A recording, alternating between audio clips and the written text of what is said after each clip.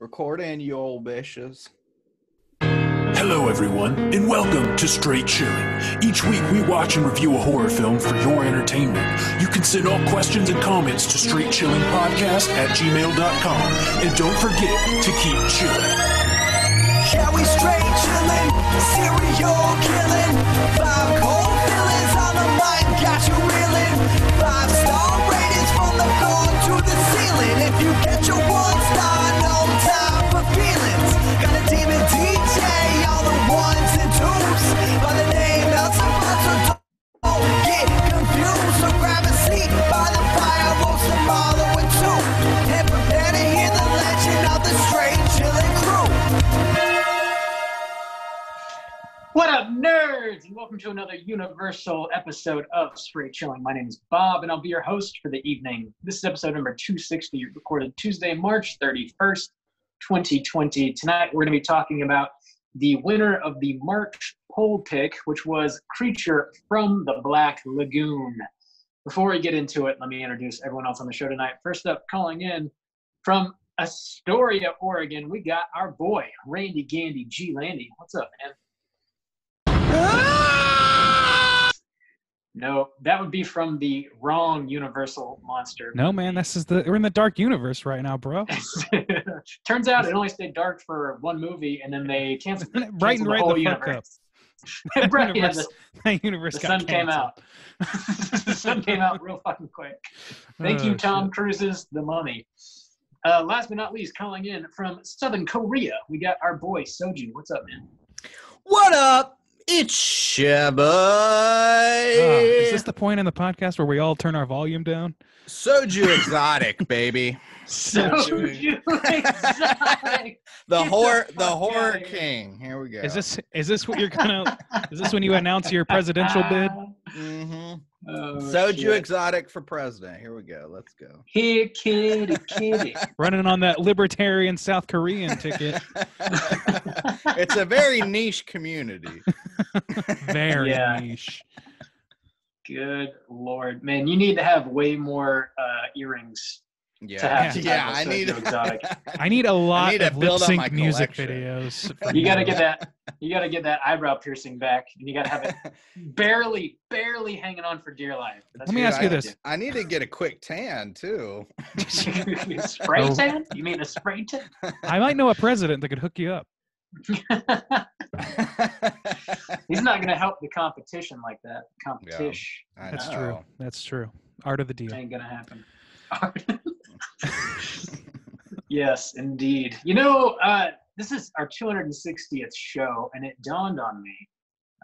We had like a brief hiatus after we first started doing the show. We released like 62 episodes and took a couple months off, and we came back. And 2 more episodes, we will have done 200 straight shows in 200 weeks. Haven't missed a week since we brought the show back. And Not to nobody's mention all the bonus content. nobody's brought us up on charges yet. I can't believe this Nobody. shit. We're Wow. still doing it. This Still pirate doing it. radio is rolling on like nothing's happening. 200. I've done more episodes in Korea than I did in the States. Chew on that. That's true. I won't chew on it. Chew on it. I'm not going to. I'm going to swallow it. That is Hmm. that is blowing my mind a little bit. But yeah, that's true. So thanks for everybody. If you've been listening to us for a while, or if you just found us, thanks for tuning in. We appreciate it. Let's handle a little bit of housekeeping real quick. So the April poll pick closes here in just a few hours, and I think it's safe to say that upon the time of this recording, Alien is definitely going to win that. So we'll be talking about Damn, Alien. bro. You're really calling your shots now. I'm doing it. Feeling bold. Yeah. Bold. Alien. Should we go ahead and announce the next poll pick since it's like Yes. a day? Yeah. by Let's the time. do it. Yes. Let's fucking do it. Be prepared to be bedazzled. So Be prepared. if you do support us on Patreon at the $5 level or above, you get the chance to vote on a movie we're going to talk about this May. So the theme for the May poll pick is going to be horror comedy. We figured, given the state of affairs throughout the world, maybe a little bit of levity could help everybody out. So we're talking about some funny shit. The 3 movies that you can vote between are going to be Shaun of the Dead, Young Frankenstein, and Tucker and Dale vs. Evil. Whew. That's a stacked goddamn list. It's a good. Those are some good comedies. Good jokes in there. You should get some good laughs. Thank you for explaining. That's how comedy. That's there you go. If you don't Cool. laugh, you don't have a soul. Well, I mean, they're listening to our show, so it's already gone. Yeah. Also, you got to pay the troll toll if you want. Yeah. Boys hole Mm-hmm. was what I've been told. That's what I've heard. Excuse me. So yeah, that'll be posted on our Patreon website tomorrow. Make sure to get your votes in before the end of the month, and we'll be talking about one of those movies in May. Other Patreon news: we got 2 brand new Patreon supporters. We got to give mad shouts outs to. Big thanks to Sarah J and Todd H for supporting us on the old Patreon. Every dollar helps, and we thoroughly appreciate it. And as is tradition around these parts, we owe the both of you the old straight chilling salute. Here we go. Slap my ass! And one more. Slap my ass! Thanks for helping us keep DJ Elzebub's ass nice and red. Yes, as is tradition. It is a tradition now. It is. That is. We've been slapping ass for almost a year now. That's crazy. I be stroking! Got some new bumps today. All right. You guys are in real trouble. I learned how to make a bump. Randy learned how. Oh, no. Oh, God, yes. Come with me. I'll be stroking. On Randy's wild ride. Sweet baby Jane. Justin, you have some housekeeping to handle, don't you? Let's talk some things. Let's talk horror video games. This upcoming Friday, we have a brand new horror video game coming out. It is Resident Evil 3. The remake is coming out, and I plan to purchase and play that on our Twitch channel. That's twitch.tv/Straight Chilling Podcast. So if you're interested in that new Resident Evil coming out, keep an eye out there. You can subscribe, and it will let you know when I'm playing live. If you have the app on your phone, it'll say, "Shaboy, Soju Exotic is playing Resident Evil live right now, so hop on." So, help me out with this. Yes. Resident Evil 3, is that the one with Nemesis? Is that the Nemesis? Okay. It is, yes. All right. So that is coming out this Friday. Also, it's a weird month, or the way it's ending. It's actually the first for me, but we will have our first Tuesday next week, so a little late as far as the month goes, but you will have a new Top 5 Tuesday coming out. That is a segment on our YouTube. So check us out at youtube.com/Straight Chilling Podcast. This time I'm doing my top 5 favorite underrated slasher films. My top 5 Boy, underrated that's a tough slasher phrase. films. Yes. So if you want some exclusive horror content, check us out on YouTube, and you'll get some of those. Also, on our $10 Patreon tier, there's some exclusive content on that as well, and we'll be adding to that next month. So if you sign up at the $10 level, you get a whole bunch of mini casts that we do on series, new movies, stuff like that. And let's see, I'll be talking about Castlevania 3, Kingdom 2. I forgot to send my lock and key file, so that will also now be posted. Yeah. Rob, you got anything coming up for April for the Patreon tier? Yeah, there's a movie that I watched recently. I recorded a mini cast on. It's called After Midnight. It's currently on VOD. I really enjoyed it. So I'll be dropping my thoughts over on the Patreon website about that. Okay. Probably tomorrow, actually. I'll get that posted. Cool. Yeah, so that is a special tier we have available for you if you want even more straight chilling in your ear. If the YouTube isn't enough, the Twitch isn't enough, and the main podcast isn't enough, you can. And the spinoff podcast, and the Slack channel, and Joe Bob live watches. That's not enough. We got more for you. More. We're going to also do a cast of Rob's asshole so that you may fuck it. Damn. Mm-hmm. Hey, Look, like we're a getting into podcast? everything. There's no safer industry than the pornography industry. Are you talking about like like a rubber cast that you can purchase from? Oh yeah, I'm talking a pocket asshole, A true cast. A pocket butt. a pocket Bobby booty. Cool. Yeah. So you can get that coming at you next month. StraightChillingPodcast.com. It'll be $69.69. Yeah. And not a start cent saving. more. Start Keep your saving. sales tax.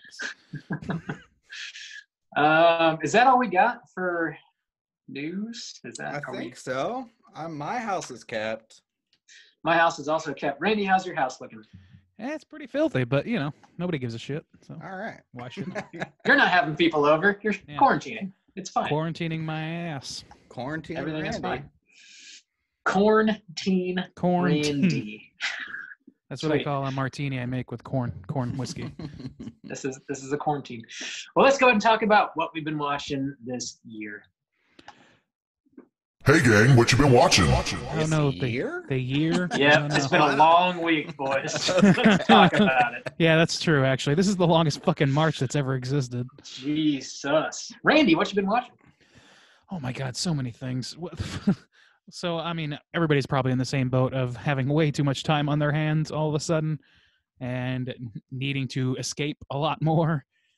So I've been watching a lot of shit. I'm going to run down a list of a few things that I've watched that I'm not going to really expound on, but I watched them. Watched The Day After Tomorrow just to double down on the feelings of hopelessness. Randy, why do you hate yourself so much? That was a Becky choice because Becky likes to roll around in misery like a pig in shit. So That's true. It really gets her going. I've, I've seen it firsthand. we also I rewatched What We Do in the Shadows. Nice. I watched the film Goon. You guys familiar with that one with Yeah, I'm Sean familiar William with Scott?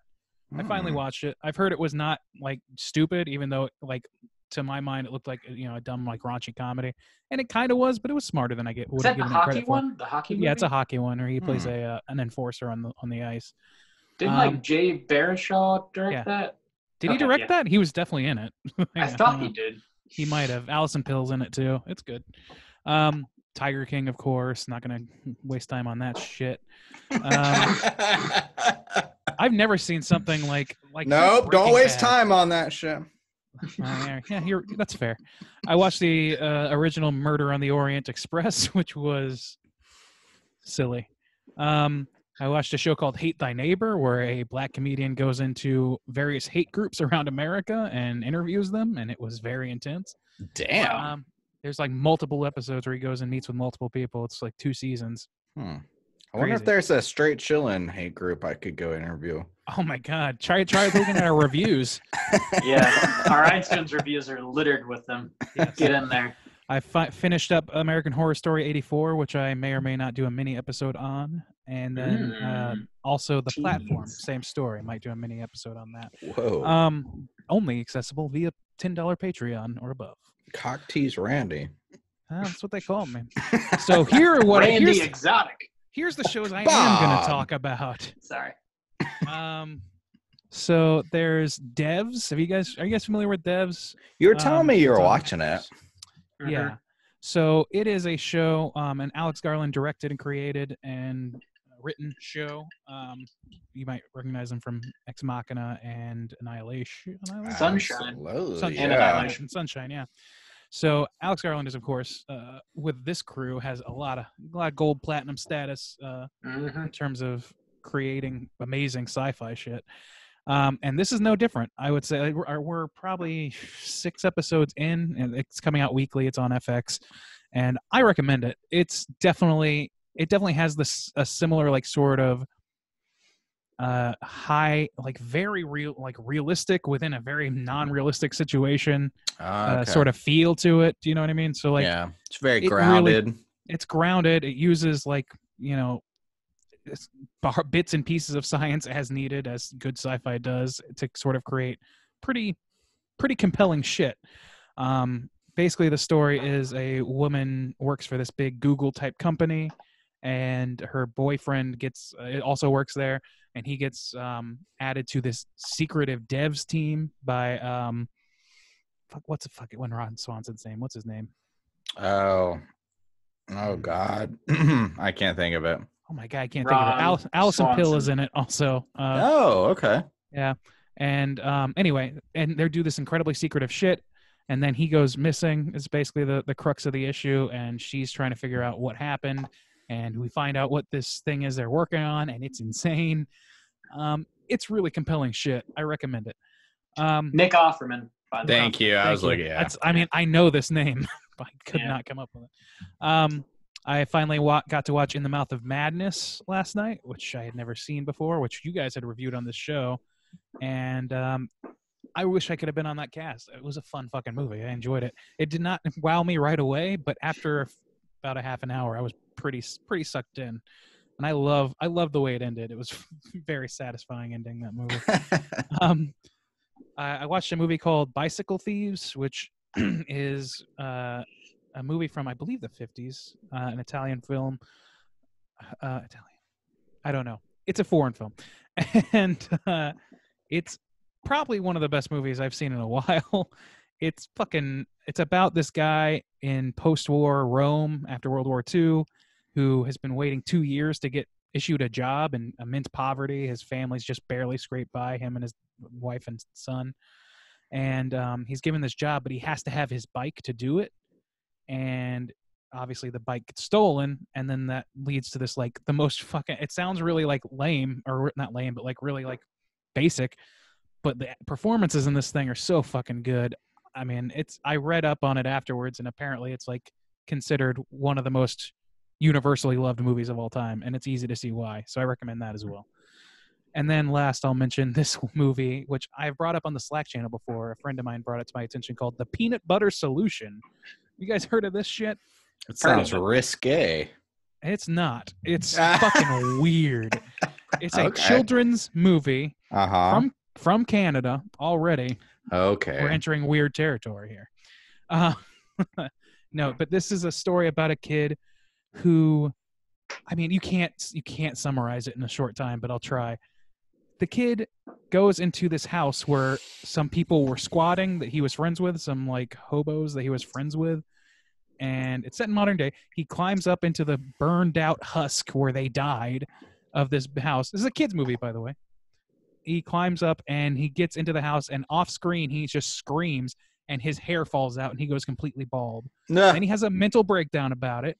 And then the ghosts of those hobos come to him in a dream and give him a peanut butter based solution that will grow his hair back, but he puts too much peanut butter in it, and so his hair won't stop growing.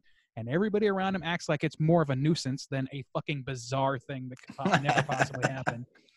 It's insane. It's very trippy, and I genuinely don't know how it got made the way it is. It's got like this undercurrent of real darkness. It's like got that Return to Oz sort of like creepy childhood horror thing going.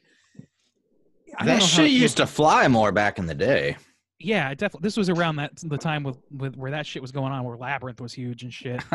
So like, you could get away with a little bit more, but this, like, you got like fucking people getting burned alive and shit in this movie, not on camera, but you have it. You have a fucking art teacher who kidnaps an entire class and forces them to work in a sweatshop.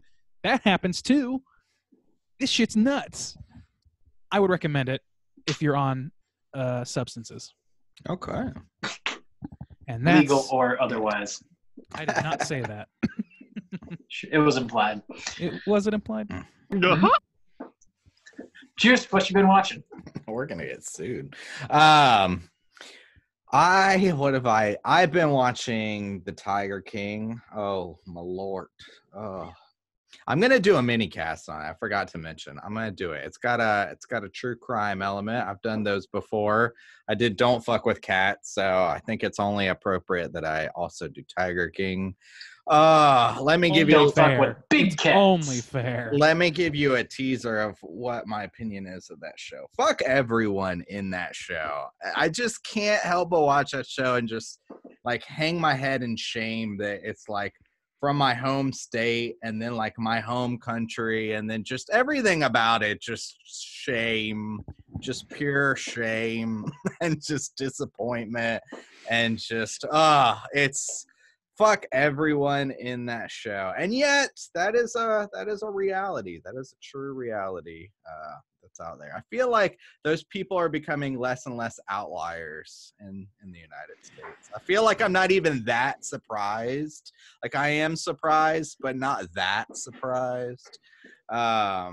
So yeah, if you don't know, it's a documentary that's out on Netflix now, docuseries, and it's about people who own a shit ton of tigers and lions and crazy wildlife, just essentially in their backyard, just all across the United States. There's 3 of them. There's one dude who's got like 10 wives.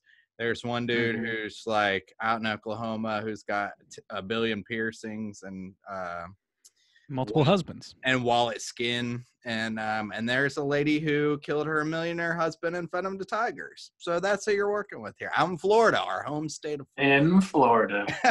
It is very bizarre indeed. I feel like I've heard of her area too. She runs like the cat area. I feel like I maybe considered going there at some point in my life, which is unfortunate. There's a cat sanctuary here in Jacksonville, but nobody was murdered and then fed to them. No, just because Netflix hasn't yet made a document, or a docuseries about it. Nobody's made a document about it. It's completely undocumented. There's no document. So yeah, I've been watching that. I went on vacation this weekend, and we ended up watching Wild Wild West one night, which Wiki Wild, Wiki Wild, which Wiki Wild. As a 90s, Jim 90s West? kid. Desperado? Yeah. No, you don't want nada? None of this. None of that. Six Gun in this? Bob, do you know the whole song? Would you like to perform it? My Buffalo favorite Soldier? Now here comes the chorus. I be stroking. There we go. That's true. I don't think that's it. He does be stroking. I be stroking. Are we sure? Yeah. I was wondering, like, how does Jaden Smith have like 0 of the charm that Will Smith has? Like, and Will Smith is just like the most charming man. Like, I'll watch anything with like Will Smith in it, and just Jaden has 0 of that. How? Like, he got none of it. And Jada Pinkett Smith too. Like, yeah, both of his parents are, and then he's just this shit. Yeah, he's just this shit. So that's unfortunate for him. But that movie is like, it was made in '99, the year of my birth, of course.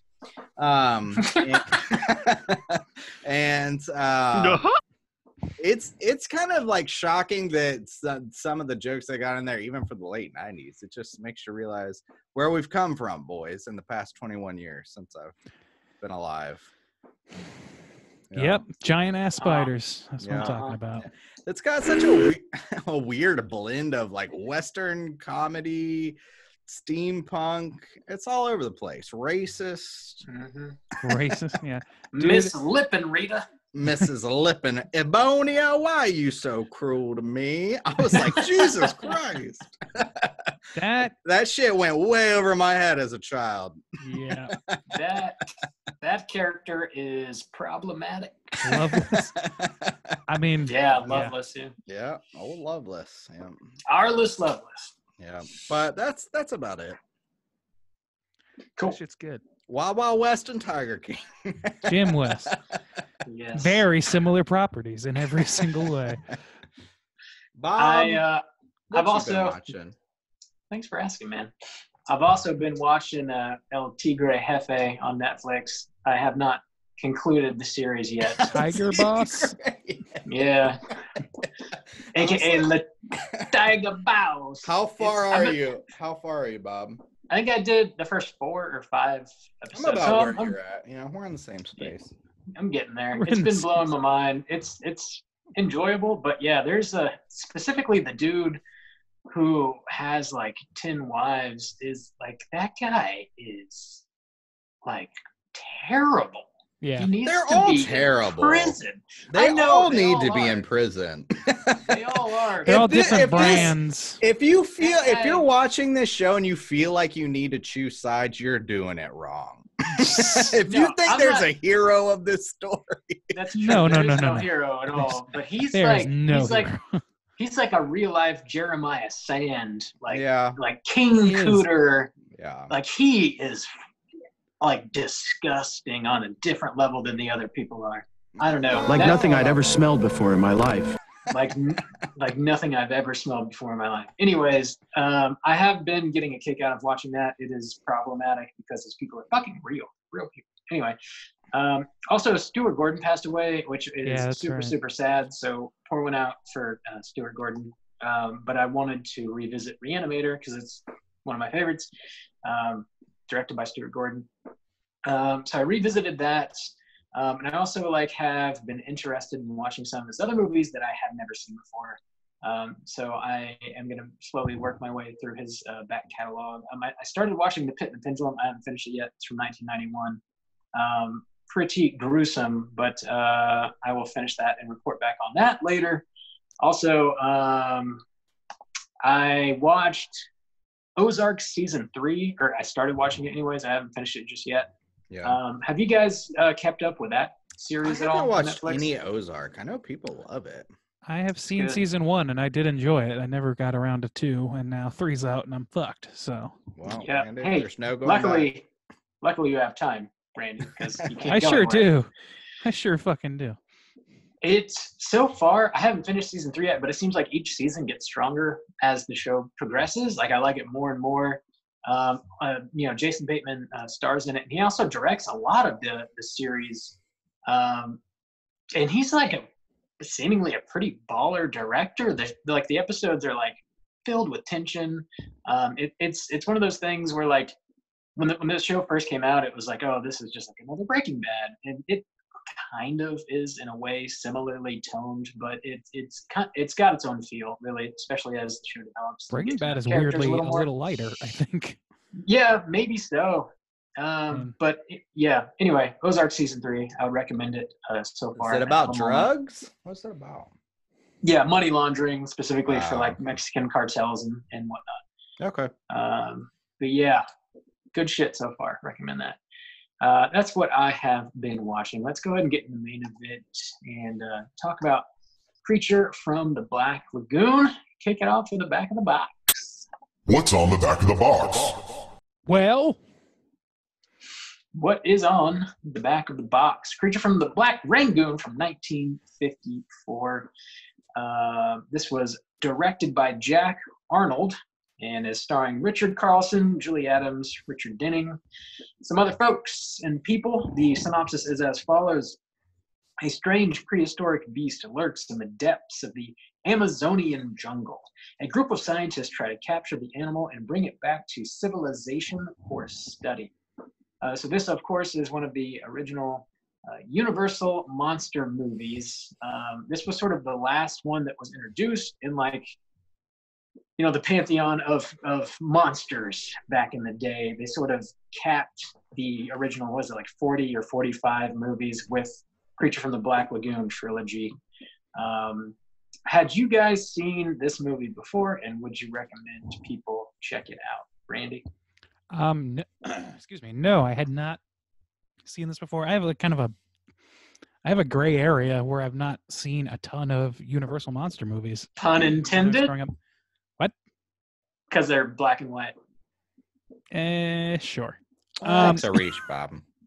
I be stalking. So I watched this movie in halves. I would say that, like, for modern sensibilities, this movie moves pretty damn slow. And that you got to take that for what it is. It's same as Caligari sort of thing, but with less of the, for my taste, having the voice acting and stuff, and that, that accent that they use in every 40s and 50s horror movie. Not just horror movie, but movie. I forget what they call that, but Yeah, it's like they forgot how to talk normal. it's like an accent that doesn't exist in reality. Yeah. It's like I don't know. showbiz accent. Yeah, it was for a while. That's how they trained people back then. Anyway, So weird. so I would recommend this movie to people looking to fill out their horror movie knowledge. I would recommend it if you're into creature features or into the older stuff, and if you have some patience, because it's going to take some with modern sensibilities being what they are. It's not a laugh a minute, and it's not a scream a minute either. It's it is what it is. It's just a tale. And I would say, yeah, I recommend it to those people, but not really a ton else. All right, Juice, what about you? I had never seen it before either. And I only really found it interesting from like a historical standpoint. There are things just from that general era and the way they did things, the music, that I find like really charming and interesting and pleasant in those kinds of ways, just in like, this is old timey, and it reminds me of some other like old movies I would watch with my grandparents like growing up, but I never seen this one specifically. And it was a little hard to get through, honestly.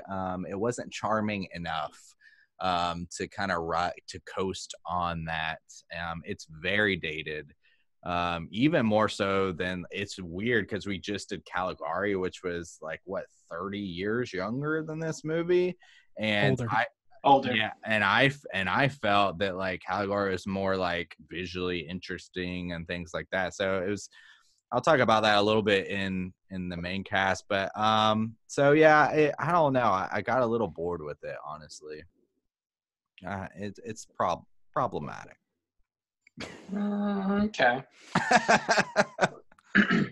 Bob, I don't know that I would. Would you recommend this movie? Had you ever seen it before? I know you haven't, but.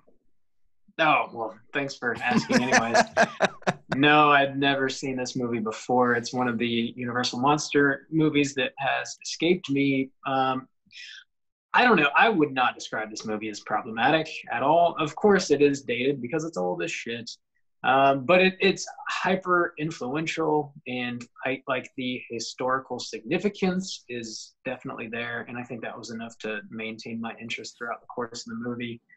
There's a little bit of context and history that if you know about as you're watching it, it probably adds a little bit more to the flavor of the movie as well, which we can talk about as we get into the rest of the movie.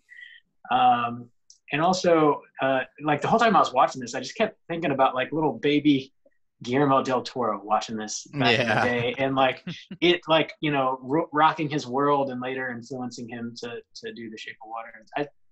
For some reason, that image was just in my brain the whole time I was watching this, and I really appreciate that. Overall, yeah, I recommend you watch this movie, because if you're a horror nerd and if you're listening to us, you probably are one.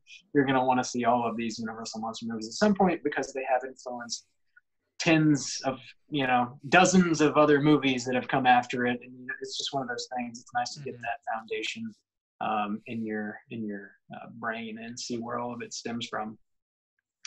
So yeah, recommend for sure.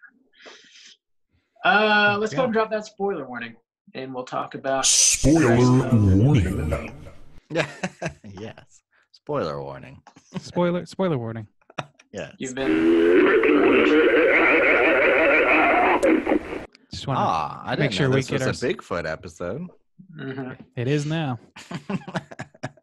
I think one of the most interesting things about this movie for me was seeing like how other movies were influenced by it, picking it more than the movie itself. And that's why I kind of said it was a little bit problematic for me, because if I just took this as a movie and I wasn't able to recognize like if it didn't resonate for me that like, oh, I love The Shape of Water, and like, oh, it's cool to like pull things from that, or like Jaws, or like things like that, then I would have found this movie a lot less interesting.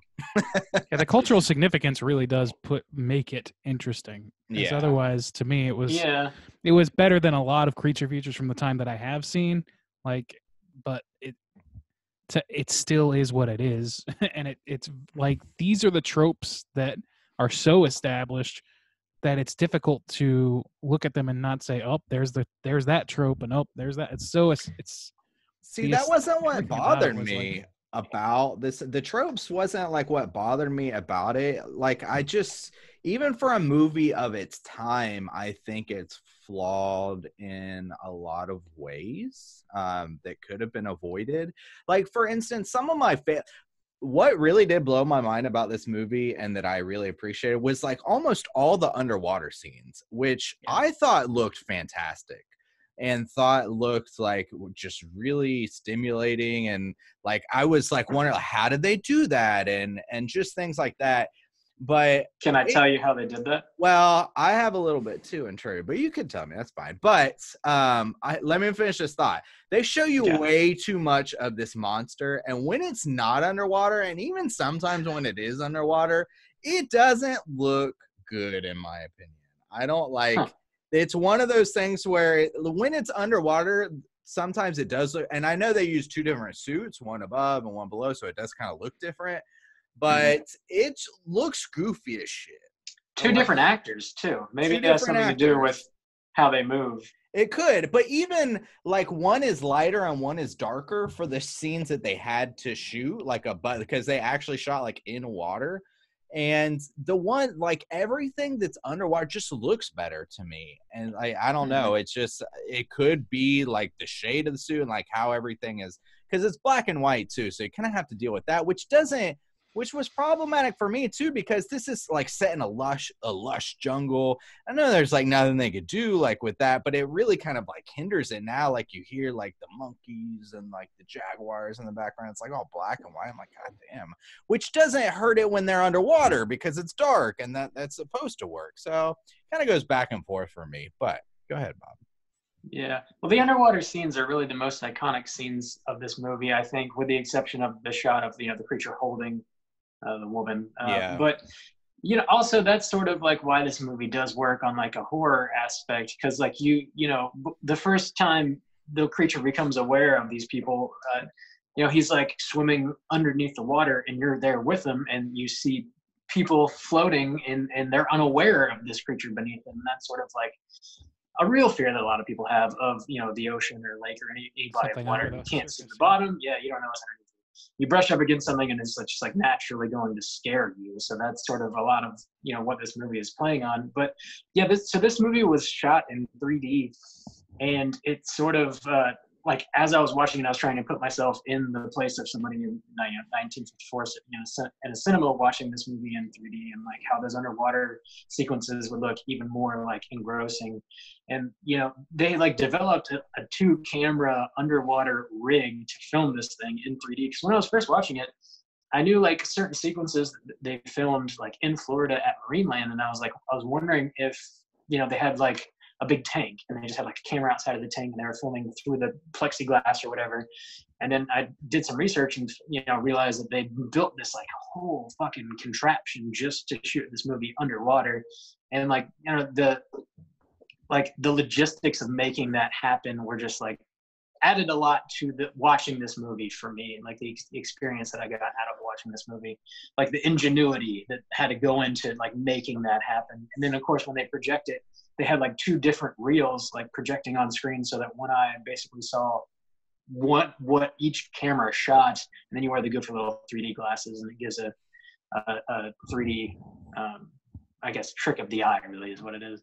I don't know, just like knowing all of that added to the enjoyment of watching this movie for me, specifically those underwater sequences. I'm sure like back in the day you had never seen anything quite like that before, and it probably made you feel like you were underwater with this creature, which would kind of blow your mind.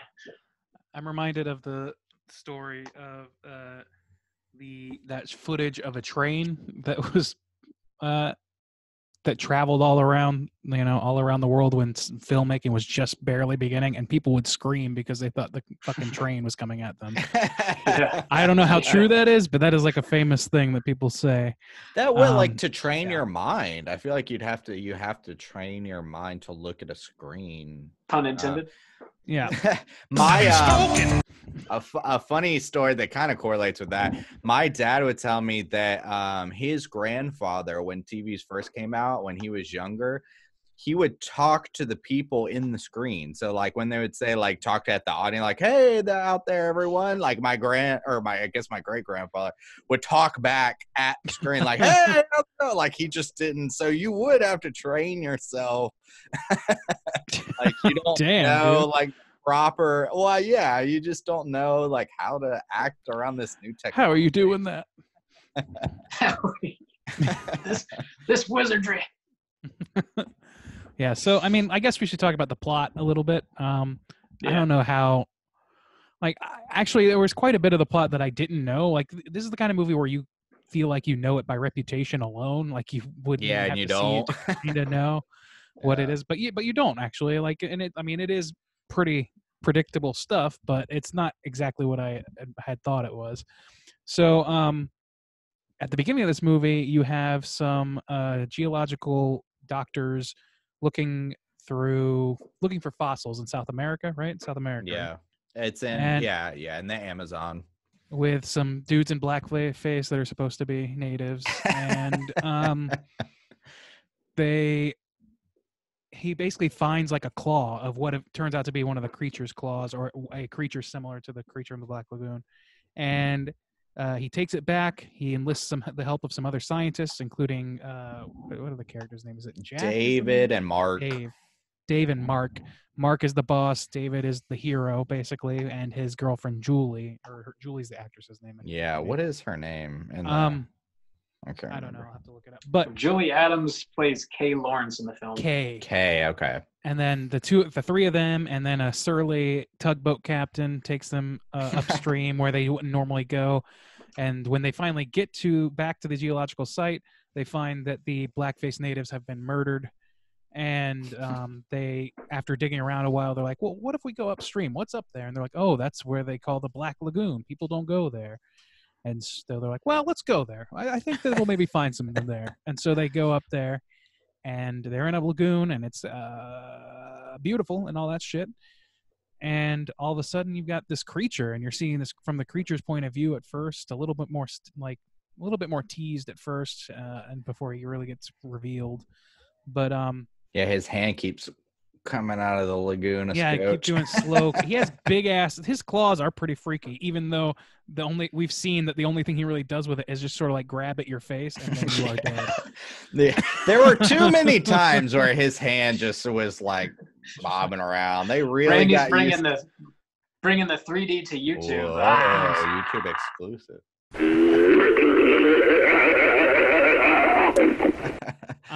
So yeah, and then from there, it just sort of is, Mark's ambition versus Dave's,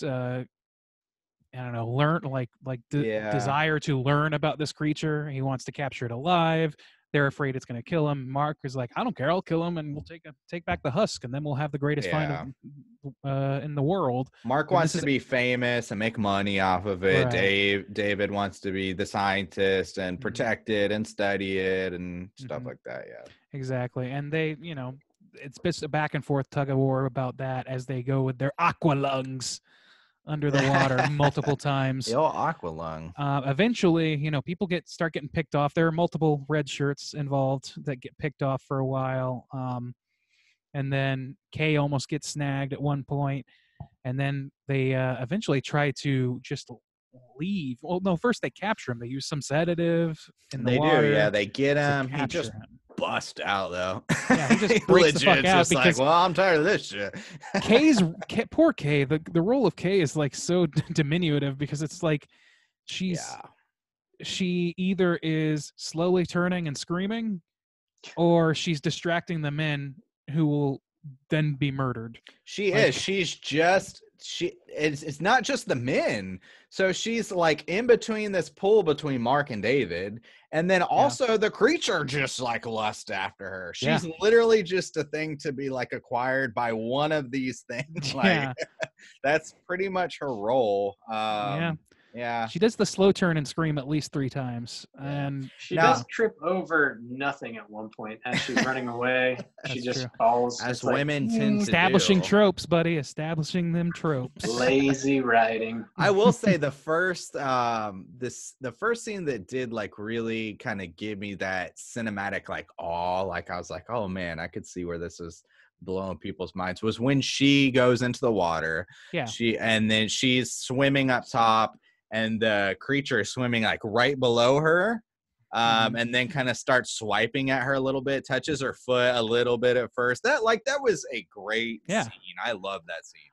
Dude, I'll tell you one thing I love about the creature is how he swims, because there's a very intentional swaying that like where his like switch sides, like, and like I don't know shit about swimming, really. I can swim like a child, but I don't know shit about it. I just know I can tread water. But this thing is like swimming, and it's like oscillating its hips a lot, and like sort of, I don't know what that is exactly, but it seems like a choice for it's this. hypnotizing, huh, Randy? It's hypnotizing. Watching those. Look at them hips. I be smoking.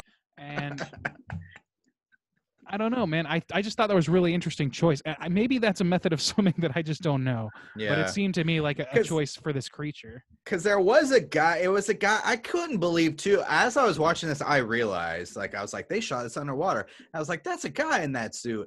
And I was like, and I later realized, a little trivia, he didn't have an air tank. They would go down at like times where he could like hold his breath. And I'm like, that seems ridiculous. Just from a practical sense, like, goddamn, that would have been so frustrating. But there's this dude, and he couldn't really see either, like the whole underwater.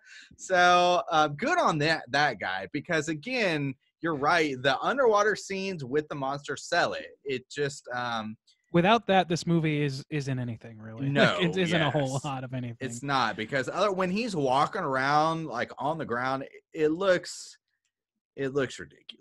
It just it didn't bother me as much when he, like, I mean, it looks definitely more silly, and it's less engaging, but I don't know if it like the costume itself looked any worse. I think what they do, like with his mouth, and I guess just the eyes, to me, it looked absolutely ridiculous when he's not in the water. It felt more natural. I don't know, when he was in the water, and it's darker down there. You got more shadows or whatever. When he's just like standing up on the land, it looks like a dude in a poorly made suit. One thing I thought was interesting was, and correct, maybe I'm wrong, and it was just some other background noise, but at one point when he's locked up, he starts squealing or squeaking or something. Was that something else? I don't recall that. Okay, maybe that was some other audio, and it was like, it looked like his mouth was moving to me, and he was like, he did like move his mouth, but the only time when he breaks out, no, he just he's like watching the woman, and the woman gives him. It was before that, though. It was when he was still in the cage. Oh. I don't know. I'd have to rewatch it, but it's like, I don't know. I thought that was interesting, and I guess maybe it didn't happen. So, and then one point later, so that when he busts out, it's him. He's in the cage, and then it's the woman Kay, and she's with just a red shirt guy. I can't remember what he does. One of the other scientists. Yeah, another scientist, and they're kind of having a conversation. Monster busts out and just kind of grabs this dude by the face. And then he gets lit on fire, which was a cool effect. Yeah. And then does a big jump. But then they have to like wrap the dude's face up. He's not dead, but later he's like laying in a bed under the ship or in the like bow of the ship. And there's a porthole. Just a tiny arm-sized porthole. And again, the monster just like reaches his hand through the porthole. And for some reason, they've strapped this poor scientist man who has his face bandaged like down. He's strapped down to the bed. And he's like wriggling around. I don't know why you would do that, because it's not like a mental patient or anything. He's strapped down to the bed, and then everybody finally realizes that there's just this giant claw like reaching. It was a slow turn, and they just like shoo it away. They're like, "Oh, girl, shit, get out of here!" And it just like that was fucking weird. It kind of cracked me because like they don't try to like pull it in or like chop his arm off. They're just like, "Oh shit, there it is again." They'll just shoo it away, and it's just like always this slow arm reach. Like it feels like they tried to really like get their money's worth out of that like shot, because they did it too many times where the claw is just slowly coming out. But there's not even like a lot of like cool kills. Like, yeah, he grabs that dude by the face and then he gets caught on fire, and that looked cool. But there's a fight underwater. Yeah, there's a lot of those actually. There's just not a lot of cool kills for me. Really, the biggest conflict in this movie isn't between them and the monster. It's between David and Mark. Mark, yeah. For a long time, and then Mark just up and eats it, and he's just gone. Like it's interesting that like the guy that you would think would be the villain to the end, sort of the guy that's just the fly in the ointment for the whole movie, at around the beginning of the third act, he gets got. And he's just like, Okay, It's well, pretty deep in there. I mean, because at that point, everybody else had been picked off. So you got like the Steamboat guy, you got Kay, David, Mark, Lucas. and then the old archaeologist or whatever. And they try to leave, and the monster's like, Traps "Nope, 'em. you're not getting out, Vish." With a branch. Yeah, I'm getting my bone on. I'm getting my lady. You guys aren't taking her. So he throws like, and part of it too is like when they're like, "What is that? Oh shit!" It literally just looks like a bunch of branches, just Yeah, thrown it doesn't in the look water. that imposing. Like Now, it looked when like they any go- boat would yeah. be able to trample over it Yeah. pretty easily. When they go underwater, then they're able to sell it more like, "Oh, there's this big log," and they try to hook like a winch up to it. But yeah, at the time they're like, "Oh god, oh god!" It literally just looks like Yeah, they're they like, threw "Oh some no, we're gonna hit branches. it," but they're like slowly drifting towards a couple branches. Yeah, so there were times in this movie where I'm just like, man, for as much effort as they put into trying to shoot this underwater, they didn't really try to sell me on like we're stuck here or things like that. It just feels like they went all in sometimes and barely in a lot of the other times. What do you think, Bob? Yeah, you got Well- a little smirk on your face. I found it interesting that when they were dropping those tablets into the water to try and like drug the creature, that Yeah. they were like cocaine tablets. Were they? I Which- didn't hear that. Yeah, didn't make a whole heck of a lot of sense to me. But yet, like as they're trying to drug the creature, that's like inactive ingredient and whatever those things are that they're dropping into the water. Everybody knows cocaine is notoriously slowing effect on people. Yeah. Everybody. That's why people do it, because they just want to mellow. They want to catch and mellow. you Maybe know? the problem is they gave that fucking thing cocaine, and now it's like, no, I want more of that shit. Maybe. I mean, It's maybe, all jacked up. maybe that's the unintended subtext years later. Yeah. The guy that played the creature underwater was like hired for the job initially because he was supposed to just help them scout underwater locations. So like he was swimming around, like taking them around, looking at stuff, and then the director was like, "Hey guy, I like the way you swim. You want to be Hey, a creature?" And he was like, "Yes, I do." He's like, but yeah, hey, you know what? Ah, you're a monster! Indeed. And he was able to hold his breath up to like 4 minutes at a time for certain shots, which is unbelievable to me. I think I could make it like maybe a minute and then I'd just drown. Dude, All right, 1 minute. we're all gonna time ourselves, right? You're gonna get about 4 the minutes of best audio. silence.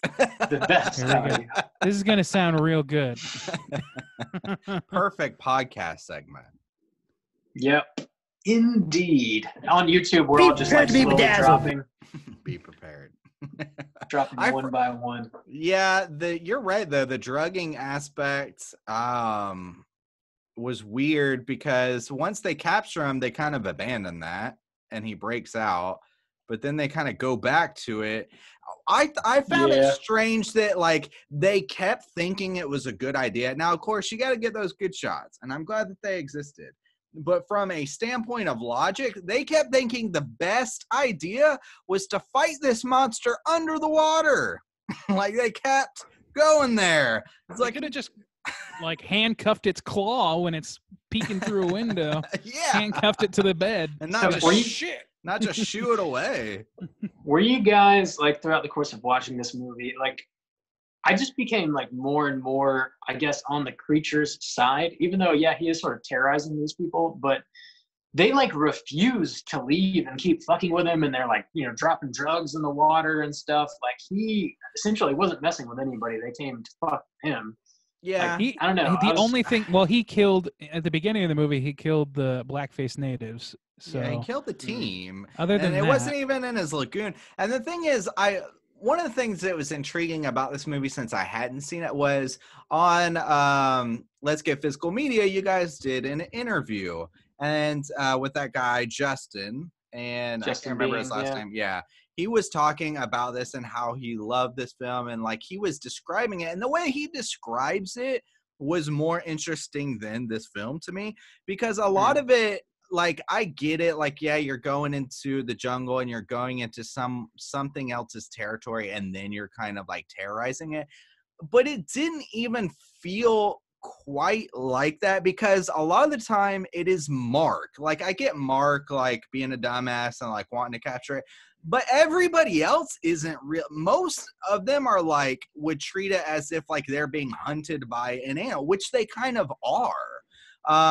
So they kind of, I didn't quite feel like a lot of sympathy for the creature because they do this dance between like, oh, it's intelligent and it has some kind of consciousness with like how it's like kind of pursuing the woman and like sets traps and stuff. But then they also go with the whole like feral, like it's just hunting them and killing them because it's in their or like they're in its territory. And so then I was like, well, then it's just kind of like a creature feel. Like I don't feel bad for like the spiders and arachnophobia or like the alligator in Lake Placid. Like, so I feel like intelligence is implied though because it is like a humanoid creature. It is, yeah. But I think that the reason that it kills those people at the beginning is because they've disrupted a grave site. I think that like that was my takeaway. Yeah. It's like, okay, well they've disturbed hallowed ground of this fucking swamp creature, and it's smart enough to know it somehow, and it fucking takes its revenge and then is chased into a lagoon. So yeah, I kind of see that. What I didn't see was like, and I mean maybe it sounds like you guys did, but I kept waiting for the really overt part where it was like, okay, this creature's in love with Kay. I never really saw that. Like really, I know that kind of like I kind of got that impression, but it wasn't as overt as I anticipated it being, and to me it's almost negligible. It's like, because really what it's doing is picking people off. Like it doesn't spend a ton of time chasing specifically after her except for that one scene, which is great, and then later on there's a scene where he's chasing her on land, but other than that, like she's almost just in the crossfire with everyone else. Yeah, equal opportunity kind of regardless of gender. I'm not sure that it's in love with her as much as she's just part of the crew that he's after. You could definitely take that from it, I think, but it's not overt. Yeah, yeah. And that's the thing. I think one of the main things was like I feel like they tried to throw it in there, but you're right, it doesn't really matter. One of the things like that kind of after like the whole pursuit and everything was like when he was kind of watching her before he broke out of the cage, and it seems like he always kind of like spares her, but you're right, it's not like a King Kong like type of it's not King Kong. It's so obvious that he's sparing her because she's offered up. Like, she's offered up as a sacrifice, and he spares her knowingly when you're expecting her to die. Yeah, there's no way for her to escape. In this case, she basically is protected by the men so much that you don't really know what would have happened if the two of them had just been there face to face, except for the one scene later where she runs away and he chases her and he doesn't kill her. He instead passes out for some reason. Cocaine. All that cocaine. Was it the cocaine at that point? It was just like it was just a little late. He's like, oh shit, I'm peeking. I'm coming down. That's how the cocaine worked in the 50s. It put you to bed. It was a real shit cocaine. That shit was legal. That shit was like Red Bulls nowadays. Like, give you a little pep in your step. Hell yeah. Yeah. A little less addictive. Now we just, back in the day, when I was young, we had to drink 4 Locos. Ah, you're a monster! What the hell is wrong with you? Yes. Way too much control for Randy. I don't even know what's happening. What else? How does they get away? They get away. They blow some cocaine in his face. Underwater. Well, which is a cool shot. He just like fades into the dark, right? And he just like he falls into the water and you're like, did he die? Did he not die? We don't know. Cliffhanger. And then it's just the end. So I mean, like you don't get a whole lot of answers there until the creature returns the next year. Yeah. They made 3 movies in 3 years. Like they had, before this first one was even released, they had already planned on making a sequel. So that they was fully intended. Yeah. And if it came out a year later, then I'm sure they had it like mostly scripted out and whatnot. Yep. Well, bang, bang, boom. At least you had a plan. Yeah. Do you guys have Anything else to touch on before we rate this? No.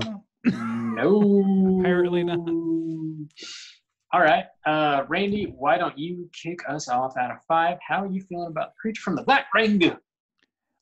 This movie is, it's tough to look, it's tough to gauge this movie for me because it sort of falls into that Caligari area of being a immensely influential film that was like very clearly like honored in its time and huge and influential on other movies of its kind for so many years. Like there's no denying that. However, the difference for me is pretty stark in terms of strict enjoyment on my part. Yeah. I gotta say, this movie wasn't really my bag, I don't think. Like there were some cool shots. I really liked the history of it. I liked, you know, I don't know. I liked some of the charming nature, like Justin touched on before. Like it's sort of olden day charm, but it really seemed like intensely lame in a lot of ways for me, just because I've seen so much more. Because cinema's been so much more daring for years. Maybe this was daring at the time, but it doesn't really strike that chord now, and it doesn't really hit the same level of like eerie, inhuman quality that like a Caligari or a silent film tends to. Yeah. Sort of that weird off-kilter feeling. This felt very much like a straightforward Hollywood film, because that's what it was, and it's hard to ding a movie for that. But I gotta be honest that it wasn't something that I'll probably watch very often ever again, maybe if at all. I don't know, but I don't know. I just don't have a lot of strong feelings towards it, which is probably the worst thing that could happen with a movie. I would rather hate this movie than not have strong feelings for it, because it deserves a strong feeling for its place in history.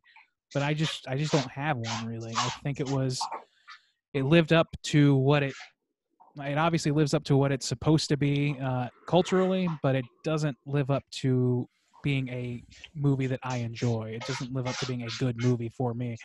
So I don't know really what to say about it beyond that. Maybe you guys can help me clarify with your opinions, because it sounds like you might be in a similar basket. Or at least Justin, maybe. I don't know. But I'm having a hard time parsing it. To me, it's not a movie I'll watch again. It's not a movie that I totally enjoyed. But it's a movie that I appreciate for its place in history. And for those reasons, I think I'm going to give it a 3. All right. 3 from Randy. Juice, what about you? Yeah, that's actually exactly what I was going to give it. And to kind of build off of, I feel like we're very much in the same space on this movie, to where I do have a hard time seeing why this movie for its time was separated from a lot of other movies, because it does, and except I do understand, like I feel like the water aspects are really what made it like, wow, like this spectacle. But everything above land, I feel like, was kind of by the numbers from what I've seen from other creature features and films from that era. Like Randy said, it was like kind of like a standard Hollywood blockbuster at the time. To me, it's kind of like in like 50 years, if like Ant-Man is like hailed up as like one of the greatest superhero, it'd be like, really, it is? Like, why? You know, oh yeah, they shrunk and look at, you know, he's small or whatever. Those effects. It's like there are aspects that make it different, but outside of those aspects, like that I really respect and that's going to get a lot of weight from my score, it feels like a by the numbers kind of piece. Like there's nothing about the story or the characters that make me go like, wow, this is such a classic. It's really those underwater shots that really kind of bring it up. But it's not enough for me to make it like it doesn't feel as influential as like a Caligari, like with its style and its ending and its look. Like it didn't feel that unique to me. So I'm going to give it a 3 as well. Cool. I think I enjoyed it a little bit more than you guys did by the sound of it. Not a whole lot more. I think generally speaking, I like the idea of this movie more than I actually like the overall plot of this movie. Like, you know, the way it starts is solid. But once we get to the lagoon, it's just like a lot of cat and mouse, basically. It's a lot of back and forth.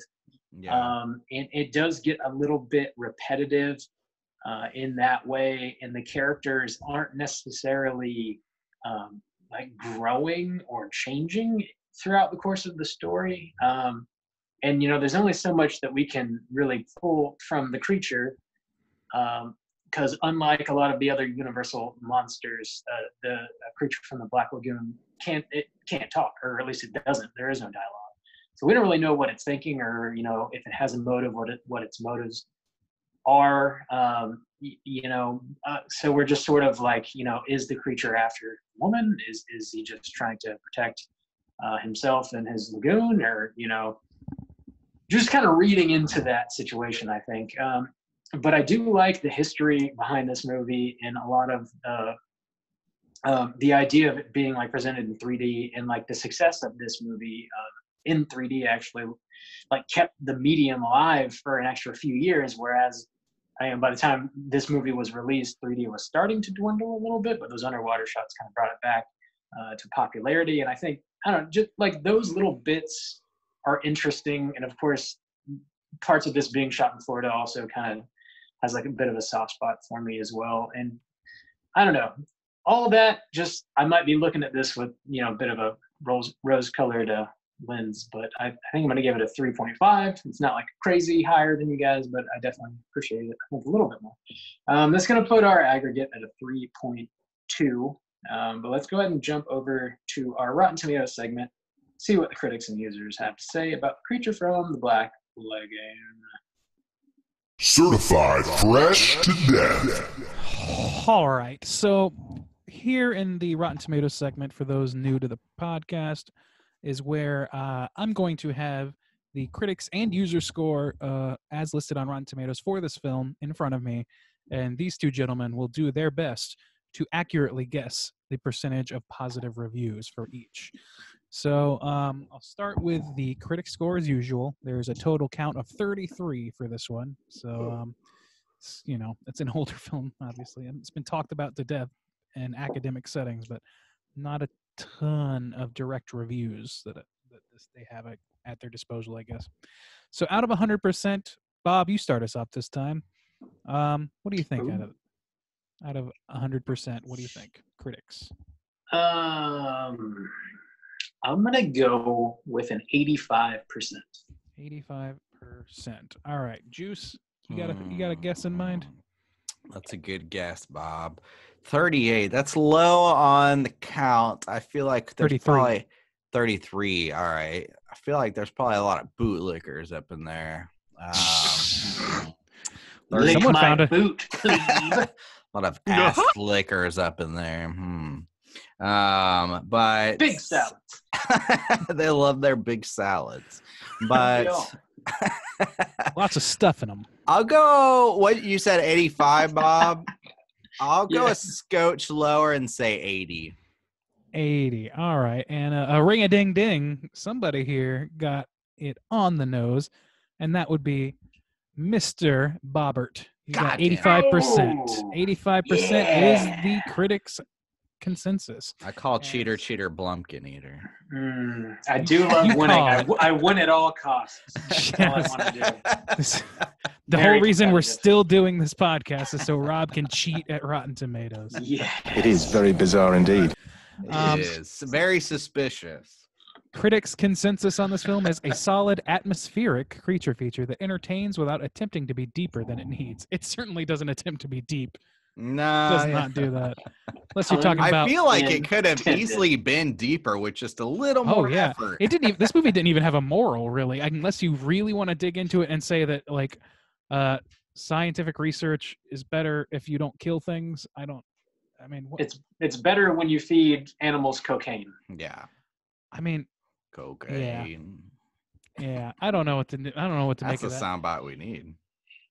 No, is it really? Is that what we need? Let's add it to the list. All right. We're going to go with the audience score now. There are user ratings for this out the wazoo. There are 23,584 audience reviews for this film. Juice, out of 100, what are you thinking? I'm gonna stick with my 80. 80% from Juice. All right. Bobby, you got something for me? Bob didn't like that.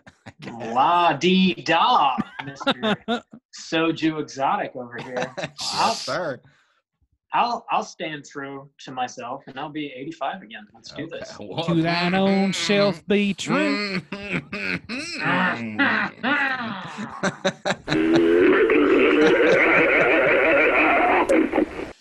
And this one's going to go to Juice. 73%. 73. So Juice lower Exotic. than you guys thought. I hope somebody makes me a meme for Juice Exotic or Soju Exotic. I'm sorry. What about exotic stains? No. That's pretty good. Soju Exotic dancer stains. I be stalking. Yeah, so that's Rotten Tomatoes segment. Yeah. Yeah. Okay, that's it. How about some trivia? Juice, you got some trivia for us, don't you? I got some trivia. We ran through a scotch of it. Let me learn you something, Bob. All right. Hit it. It's totally time for trivia. It's totally time for trivia. This is nice. I like this because it feels like you don't get a lot of this, but Julie Adams noted that making the film was an extremely pleasant process. So that's nice. Oh, and that the cast and crew got along quite well. She also explained that she felt sympathetic toward the monster. Adams said, "There always is that feeling of compassion for the monster. I think maybe it touches something in ourselves, maybe the darker parts of ourselves, that long to be loved and think that they really can't be loved. It strikes a..." I be stalking. Yes. Thank you, Ryan. God damn it. There's no greater reward than seeing Rob bristle at me using these fucking things. Bob, been that's the stroking. problem. You keep feeding it. That's the problem. We mentioned this before, but 2 different stuntmen were used to portray the creature, and therefore 2 different suits were used in the movie. One person played the creature when it was in the water, and they wore a slightly lighter suit. Another guy played the creature when it was out of the water, and it was a darker suit. I assume that had to do with filming purposes and lighting. Oh, yeah. So Rob had mentioned that the guy who played the creature was a professional diver and swimmer and was required to hold his breath for up to 4 minutes at a time. That is a long goddamn. Yeah, for his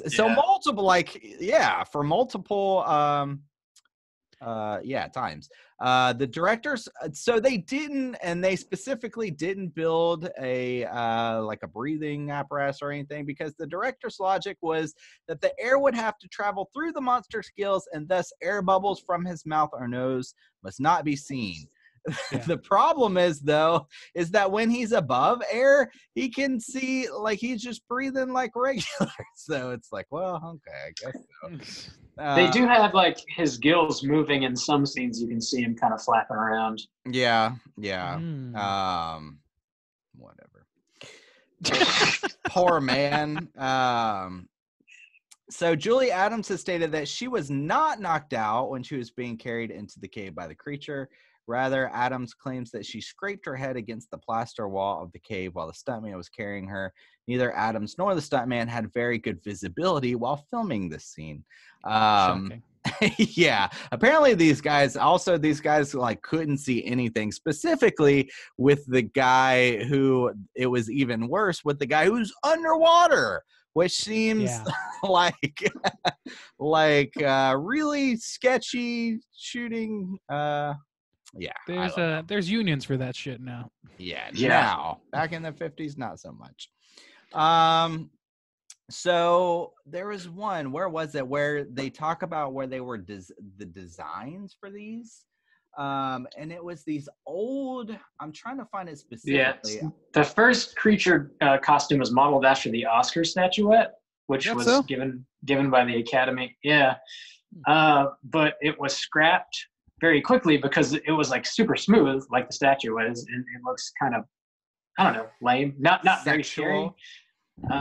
Sexual, yeah. But the final like foam rubber latex creature doesn't really look much like the award at all. It was actually there was a. I have it. Yeah. Do you? Well, I didn't. Okay, yeah, it seemed like I was trying to help you out there. Sorry, I didn't mean to cut you off. But No. Come on. so there's Team effort. these the creature's appearance was based on old 17th century woodcuts of two bizarre creatures called the sea monk and the sea bishop. The creature's final head was based on that of the sea monk, but the original discarded head was based on that of the sea bishop. So there are these old woodcuts. Was that where you're going, Bob? That's what I kind of. No, I was going to talk about Millicent Patrick. Okay, go. So she was an animator for Disney back in the day, and she's credited for like the final design of the creature's head. She even when the movie first came out, she actually like did a tour with like foam models of the creature's head, like kind of showing it off, helping promote the movie and stuff. But she only recently was she given that credit because Bud Westmore, who actually like sculpted the mask, he didn't design it, but like physically made it. He took like all the credit for it, or it was given all the credit. I don't know if he took it, but until recently. So yeah, big shouts out to Millicent. I just searched for her, and literally every picture is her with the mask or with a drawing that she did of Millicent the mask. Patrick. Yeah. And I gotta say, man, I was gonna bring that up too. The costumes, quality may vary a little bit, but the actual like the artistic direction and design of the creature is one of my favorite fucking creature designs of all time. I have a fucking portrait done by Jason Edmiston, who's like big with the Mondo poster crowd and all that shit, that he did of the creature's face, and it is one of my favorite things that I own. One of my favorite art pieces that I own. It is such a cool looking fucking design, and it's to me like the fact that it's also garnered all this praise and is centered around this like really old movie. It really added to that too. Yeah. So it's just this great design with a great history behind it. I don't know. It's great. Yeah, I almost like all that kind of more like Bob was kind of saying, like the lore and the idea and like the design of it more than the actual movie itself. Because I do like the design too. And like I said, when it's underwater, it looks cool. But when it's like hanging around and you're limited by like what you can, like making it out of rubber and like the eyes have to be fixed and shit, it's like, well, then it looks more silly. But yeah, I agree. The design is really cool. Yeah, there's a lot of context around this movie that it definitely enriches the film, which, it kind of, you hope to watch a movie and it just totally stand on its own two legs entirely on its own. But I don't know that this one necessarily does. There's just a lot to go with it, though, that helps my enjoyment of it for sure. Yeah. Juice, were you going to talk about that Citizen Kane dinner party by any chance? I was not. Go for it, Bob. Okay. So one of the producers of this movie, William Allen, was attending a dinner party during the filming of Citizen Kane in 1941. And there was a Mexican cinematographer working on the film by the name of Gabriel Figueroa, and he told William about this myth of a race of half fish, half human creatures in the Amazon River. And Alan was basically just taking notes while he was relaying this story to him, and he just titled it quickly "The Sea Monster." And then 10 years later, he was further inspired by Beauty and the Beast, and then he actually took the notes that he had from that dinner party and developed treatment for Creature from the Black Lagoon, in which Harry Essex and Arthur Ross, who actually wrote the screenplay for this movie, kind of ran from his treatment, and that's where we got the creature. All right. Yeah, man. That's Black Lagoon. Thank you, Citizen Kane, in more ways than one. Because so like the OG, like this is the Creature from the Black Lagoon, and it's like considered, a classic Universal monster now. The other one, so we had Dracula, we had Frankenstein. Right. Those are definitely based off of like literary pieces. Was the Mummy based off? The Mummy was just based on their recent findings in Egypt, because they recently uncovered Tutankhamun, I believe. Okay, so that was like deal. So that was like the that was just a cultural news at the time, yeah. And what about like Invisible Man? I think that was just science. That was a book. Well, I feel like I know there's like a racial The Invisible Man. It's about like a black man feeling invisible, but that's not the monster. Like that's a different thing. That is a different thing. Yeah, it's an H.G. Wells. Okay. Yeah, goddamn, we're fucking terrible. We suck. So, all right. So I wonder, like, is this like the completely most like original like universal monster? Like, I know this guy heard about it at a dinner party, but other than that, like, it seems like they kind of crafted this whole. Yeah, it wasn't based on a book or anything. Like even the Wolfman is like that was a monster that had existed in storytelling. In various ways. Oh, okay. So that's many myths and legends. Yeah. Phantom of the Opera had been around forever. Yeah, all that shit's been done. Even the Bride was brand new, but that was an offshoot. Other than that, I don't know. Yeah, I think this is the only one that came whole cloth out of somebody's brain. Interesting. Out of we need to make another movie. Let's do it. That also kind of explains why it's like a little bit like light on lore. Yeah, you know what I mean. That's a pretty fair point. If this is a more straightforward kind of monster movie, because the monster itself doesn't have like time-honored tropes or any established weaknesses or vices or anything like that. There's nothing established about this creature, so maybe that has something to do with why it seems so much thinner in its core than it is. Yeah. The last piece of trivia that I would like to add to Justin's trivia segment is that director Jack Arnold also directed the majority of the Brady Bunch episodes, and in one of them about the boys raiding the girls' slumber party, Bobby Brady wears a creature mask. Oh, wow. There you go. That sounds risque as fuck. It's the Brady Bunch. That Brady Bunch movie, what's that? I think it was the second one. I like these. Saw these movies so many times as a kid, and I recognize they're not very good. But is that where they go to like Hawaii or something? Yeah, the one where they go to Hawaii and it's like a pastiche on all that shit. But the fucking relationship between Greg and Marcia troubled me as a child. I was like, this. Dude, I think it troubled everyone. That was the whole they're not joke. Related. But I was too young to understand that was the joke, and I was like, "What's happening? Should this be happening? Am I going to hell?" It gave me a huge shame. Am I going to hell for watching the Brady Bunch 2 or whatever it's a very Brady sequel? Oh, you were raised Southern Baptist, weren't you? I sure was, man. Satan must be stopped at every opportunity. You're such a prude, that's how Randy. You drop a bump right there. That's how you do it. No, you ruined it. You ruined it again. Cool. You know what time it is? It's time to go hunting for cooters. Cooter of the week.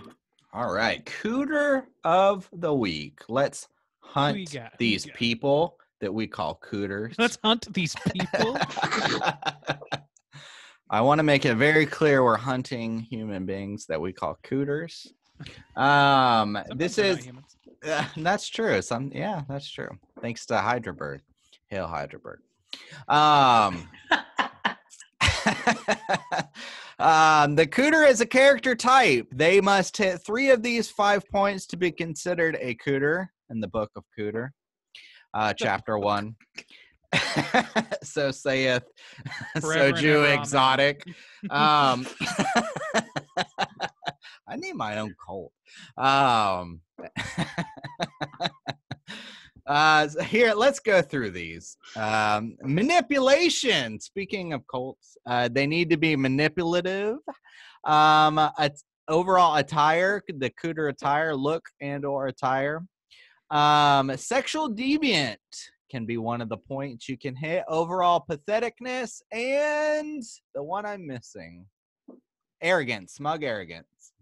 Well, to me, there's only really one character that I'm thinking of, and that's Mark. It's Mark. Yeah.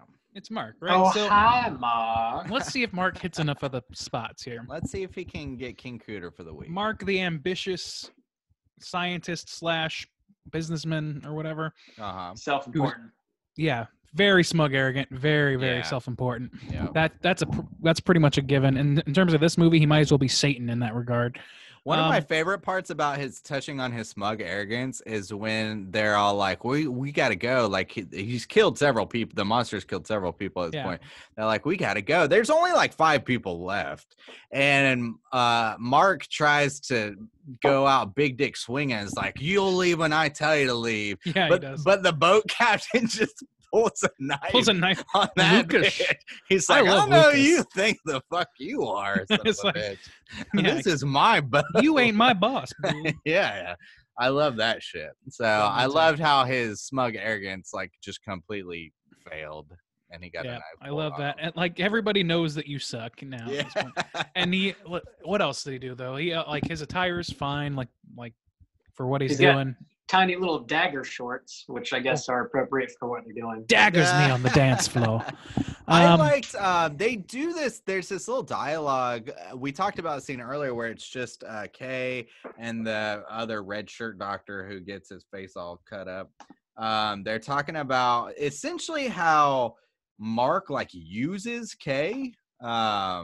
And so you could use that as like a manipulation, I guess. Yeah, what's going on with that? Like there's some sort of implication that he wants Kay, but there's not a whole lot of there's a lot of telling and not a lot of showing. I mean, it's clear that he's resentful of David. It also makes it seem kind of like this, like almost like this Tiger King situation where it's like this guy who's in power and he's using this like young, impressionable woman to essentially like she's a good scientist, but he's using her to like work really hard and to boost his like own program up, but to kind of like keep her down, like make her seem like she's not very important. That's like from their dialogue, because the guy's like, you need to know your own like self-worth, like you're a good doctor and or like a good scientist, and like, and I don't know, that's the impression I got from that whole back and forth. Maybe, yeah. I that whole thing to me just seemed like, well, these two have to have a conversation now because the creature has to escape and they have to be distracted. So get the lady in there and talk his ear off. Just the fucking bullshit. Yeah, I don't know. It's like, to me, I don't know if he really strikes sexual deviance. Like he's maybe a little bit skeevy, but it's so much more implied than, I mean, I don't know. It's at most implied, it seems like. Is he cooter? Is he gonna hit enough? I don't know if he's quite a cooter. I don't think he is. I think he's just overly ambitious dickbag. Yeah. I want to make it work, but I don't know if I can. Me too. Yeah, pathetic, not really pathetic. I mean, maybe it's a not few really moments. pathetic. I would say the smug arrogance and then the manipulation are his two biggest ones. Bob said the dagger shorts. He's got the dagger shorts, which I'll be that honest, was the style of the time. Yeah, it was kind of.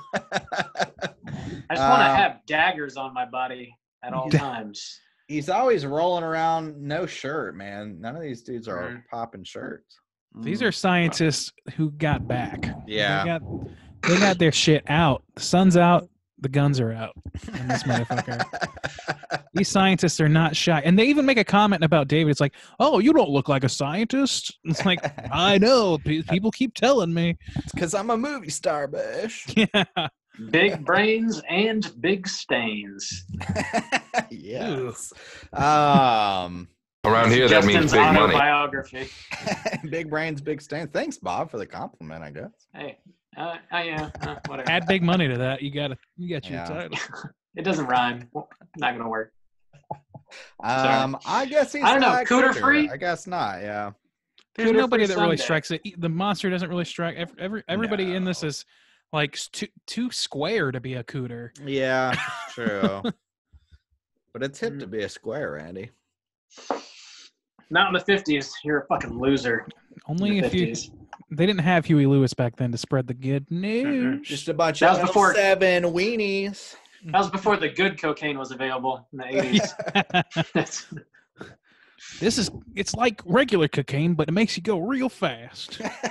Damn. All right. Cooter free. I think certified cooter free. There we are. All right. Cooter free since 53. All right. We're Four, really whatever. dedicating ourselves to rhyming this episode. Don't we all? It's our Hey, thing. let's talk about some horror news. Extra, extra. Read all about it. It's time to read all about it. Let's read all about it. What do we got going on here? We got more movies that have been pushed back due to the ongoing COVID-19 global pandemic. We're not going to get any new releases this year. It's crazy. What are we supposed to do? Watch these old films? That is absolutely what we're doing. Yeah. We got two more titles here that have been pushed back. So Ghostbusters Afterlife. Oh God, no. Oh no, but Ghostbuster. Oh. What are we supposed to do? Yeah, it was supposed to come out this summer. It's been pushed back to March 5th, 2021. Oh God. Yeah, and Morbius. That makes me feel good. Next year it certainly will. Sorry about your stains. Sorry about your stains. Sorry about your stains. It's okay, man. Morbius, which was, I guess, it's like another superhero movie or something starring Jared Leto. He's a vampire. God, I feel old. Some hero picture. I don't know. Jared Leto should not make anybody feel old. Should make everyone feel young, because that dude is 1,000 years old. So that got pushed back to movie. March 19th of 2021, and I guess they're also making a video game adaptation of Uncharted, which got bumped from March all the way back to October 8th of 2021. Everyone's pretty much just going to pretend this year didn't exist. This year is just on ultimate pause. Nope, everything just comes out a year later from whenever we intended it to come out. Yeah. Also, I don't know how to feel about that. It just kind of is what it is, man. I don't know. There's not much not much you can do to change it. No, I just meant the idea of fuck it, we'll just release it. We're just gonna sit on this movie until next year. I don't know.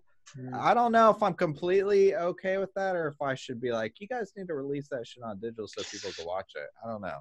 Yeah, they're. If they do that, they're going to be charging $20, and we know how you feel about that shit. They have to. It's one of those things where you invest a certain amount of money in one of these bigger movies, like this fucking Morbius movie. I'm sure probably like a $20 million or something at least.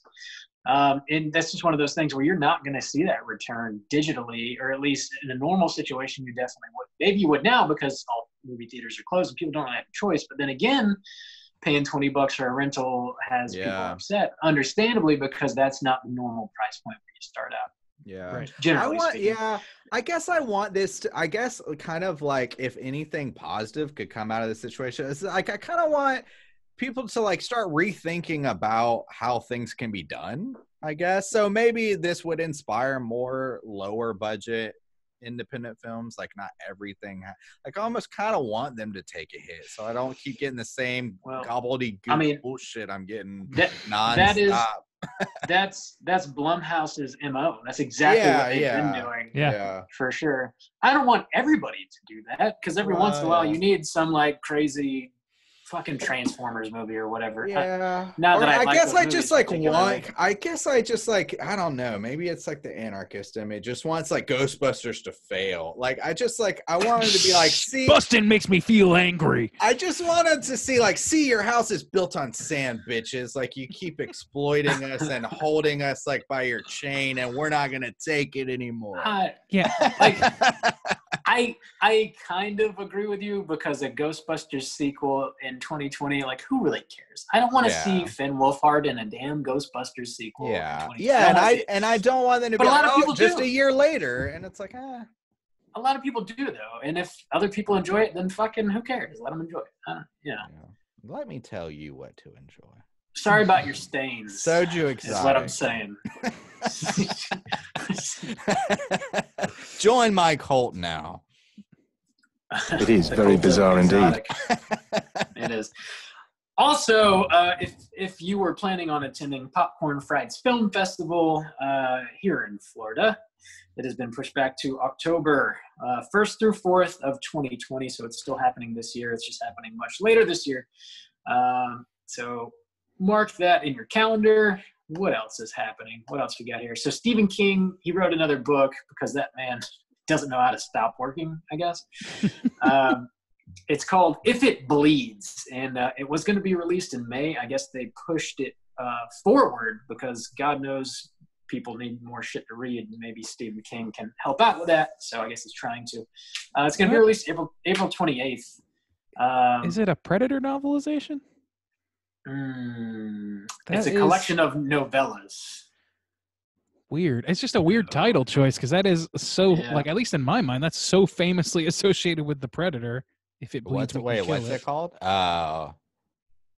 If It Bleeds. If It Bleeds is the name of the book, and that's, I don't know, maybe it's, I don't think it could be just me, but maybe it is. Immediately thinks of that. Ain't got time to bleed. Or if it bleeds, we can kill it. I mean, he should name his next book Sexual Tyrannosaurus. I would read that so quickly. I would read that one. Stephen King wrote a book called Sexual I'm a Sexual Tyrannosaurus. Damn, Stephen. I just ordered 3 copies. Thanks. Damn. I be stalking. He's going to ghostwrite Soju's biography, Sorry About Your Stains. Sorry about your stains. He's writing that next. I hope so. Big dreams, big money, big stains. Big stains. So yeah, it's a collection of 4 new novellas by Stephen King. They are Mr.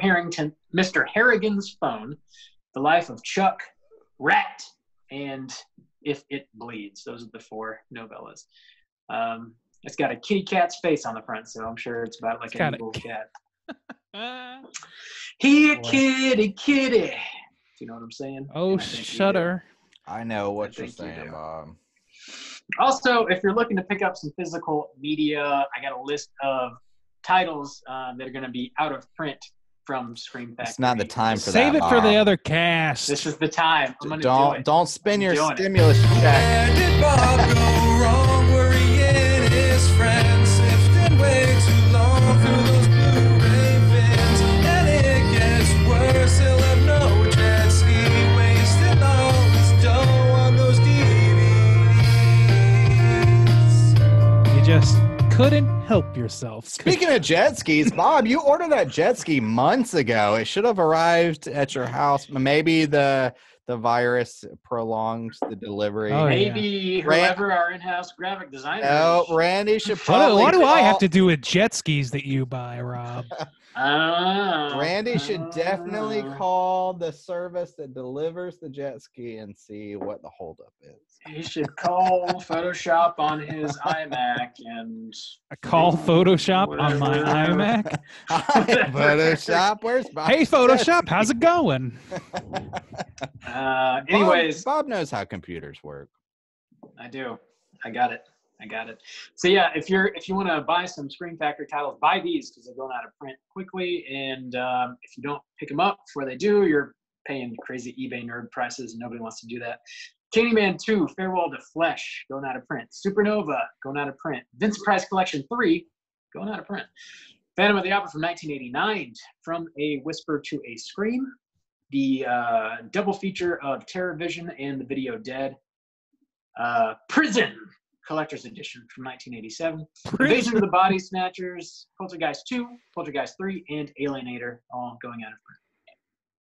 Get them. While you can. Okay. Thank you, Bob, for that PSA. Yeah. You're welcome. Doing my job. all your podcasts are bleeding together, I suppose. Yeah, that's true. It's tough out there for a physical media collector because sounds. Oh man, you're nobody's the top a more of my sympathetic list victim than you guys. It's fucking we Blu-rays. need to support you guys. I need your sympathy and your struggle. God man, damn. I'm just taking it day by day. Yeah. Day. Oh man, Day. I don't know how. I don't know how you get through it, Bob. Man, I don't know if I wouldn't have killed myself. Except by now, I really. still saw that you still had like 6 Blu-rays come on Monday, even though it's so hard for you. Man, sounds real hard. I guess that's down from your normal 12, so I can see where you're really struggling. That well is dry.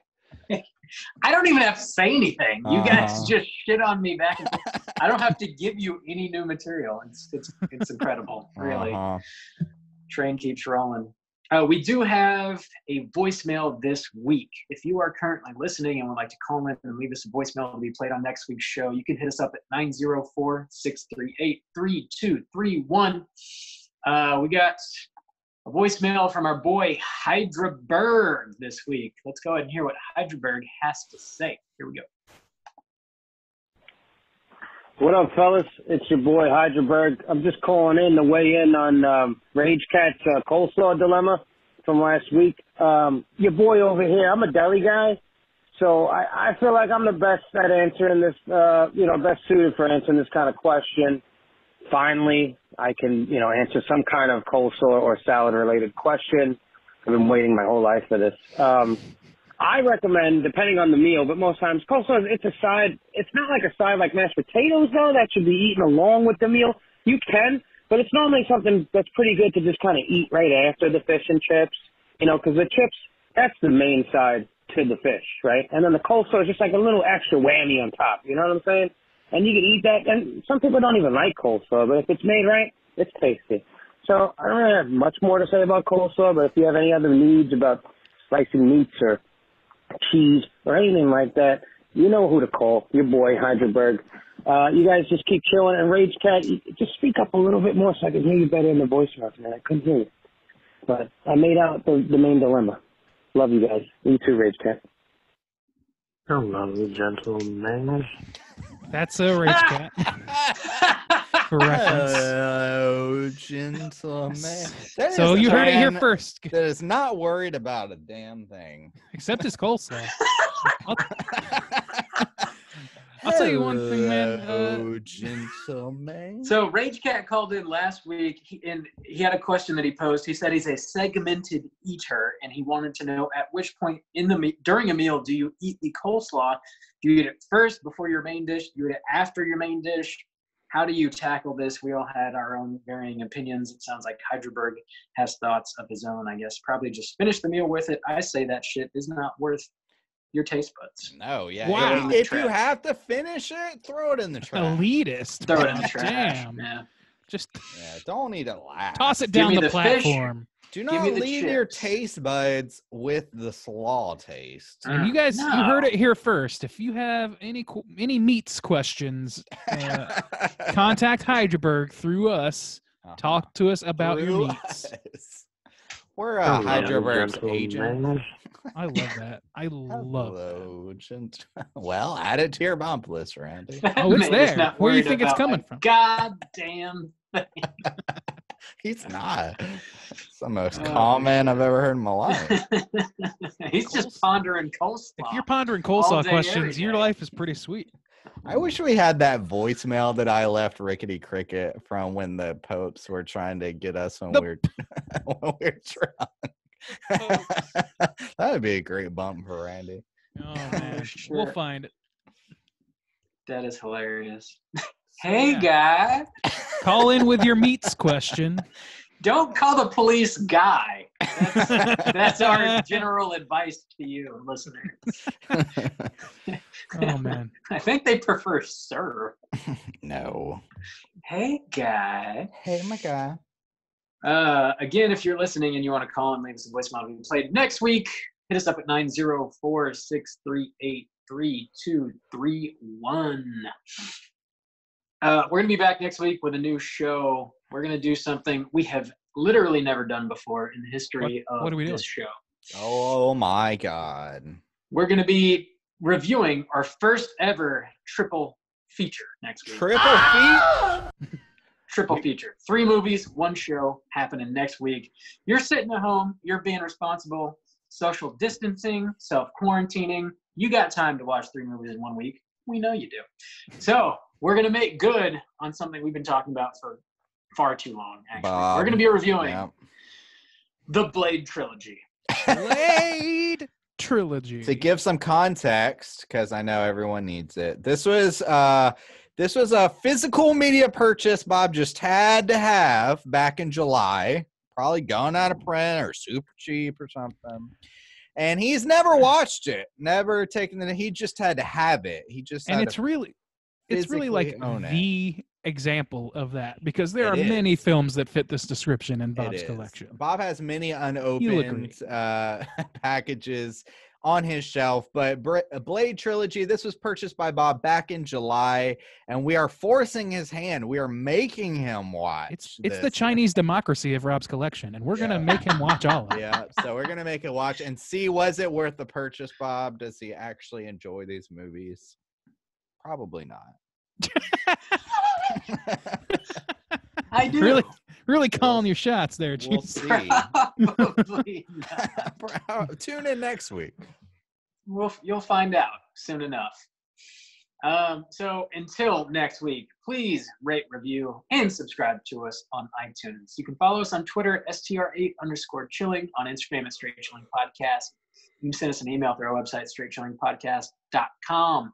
If you would like to join in on our Slack channel, our daily conversations on Slack, let me know through any one of those social media outlets, and I'll send you a link so you can join in on the conversations. We talk about movie of the week, TV, music, news, video games, anything and everything we want to. I think that does it for us. Until next week, as always, all you mother truckers, please keep chilling. Hello, gentlemen.